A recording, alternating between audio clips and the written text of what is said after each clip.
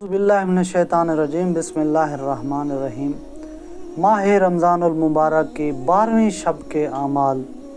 माह रमज़ानुल मुबारक की 12वीं शब की 8 रकत नमाज है, जिसको दो दो करके पढ़ना है और हर 2 रकत में आपने नियत करनी है।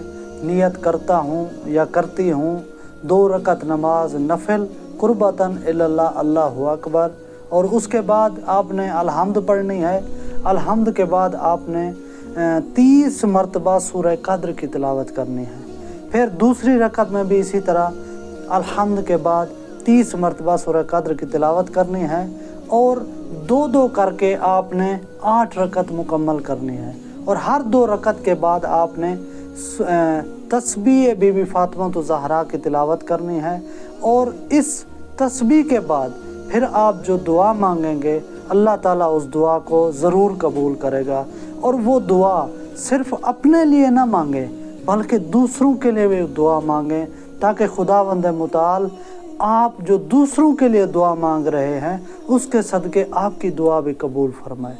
और इसी तरह 12वें दिन का जो रोज़ा है उसका सवाब कितना है।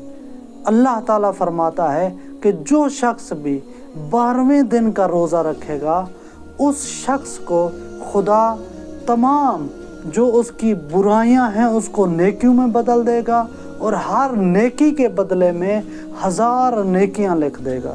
तो हमें चाहिए कि 12वीं शब के आमाल अंजाम दें और 12वें दिन का रोज़ा रखें, ताकि हमारे तमाम गुनाह माफ़ हो जाएं, हमारी तमाम दुआएं कबूल हो जाएं और हमारे जो एक नेकी भी हम करते हैं तो अल्लाह उसे 1000 नेकियों में बदल दे। वस्सलामु अलैकुम वरहमतुल्लाहि वबरकातुहू।